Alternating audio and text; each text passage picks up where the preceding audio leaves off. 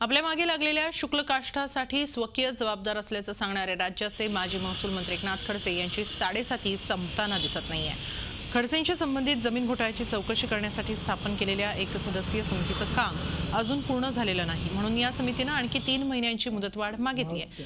परिणामी चौकशी पूर्ण होत नाही तोवर खडसेंचं मंत्रिमंडळात पुनरागमन होणं अशक्य आहे। त्यामुळे खडसेंच्या प्रतीक्षेची वेळ अजून संपलेली नाही।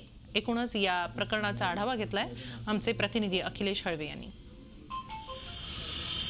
पुण्याच्या भोसरी येथील वादग्रस्त जमिनीच्या प्रकरणात तत्कालीन महसूल मंत्री एकनाथ खडसे यांना राजीनामा द्यावा लागला होता। त्यानंतर संपूर्ण प्रकरणाची चौकशी सुरू झाली असून निवृत्त हायकोर्ट न्यायाधीश DS झोटिंग यांच्या माध्यमाने नागपूरच्या रविभवन येथील कार्यालयात या पूर्ण प्रकरणाची चौकशी सुरू आहे। महत्त्वाचं म्हणजे 23 जूनला जरी चौकशी सुरू झाली असली तरी 3 महिन्याचा कालावधी झाल्यावरही चौकशी पूर्ण न झाल्याने आता या समितीने मुदतवाढ मागितली आहे। खरं तर 23 जूनला या पूर्ण प्रकरणाच्या सुनवाईचे किंबहुना चौकशीचे आदेश दिले होते, पण ह्याची खरी सुनवाई सुरू झाली ती 5 ऑगस्टपासूनच, कारण तोपर्यंत या कार्यालयाला बाकी सगळ्या ज्या आवश्यक बाबी होत्या त्याची पूर्ती करायला वेळ लागला।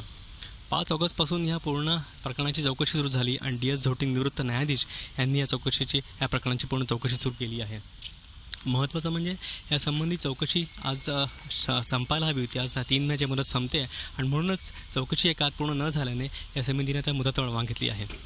एकीकडे मुदतवाढ मागितली असतानाच याचे राजकीय परिणाम देखील बघायला मिळणारच आहेत, कारण जोस्तरी चौकशी पूर्ण होणार नाही तोवर एकनाथ खडसे यांना मंत्रिपद पूर्णपणे बहाल होणार नाही। त्यामुळे अजून 3 महिने तरी किमान एकनाथ खडसे यांना मंत्रिपद बहाल होण्याची कुठलीही शक्यता नसून त्यांना नागपूर येथे होणाऱ्या विधानसभाच्या हिवाळी अधिवेशनात आमदारांच्याच बाकावर बसावं लागणार आहे।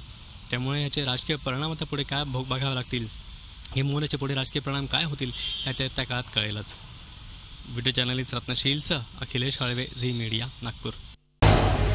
झी 24 तास रहा एक पाऊल पुढे।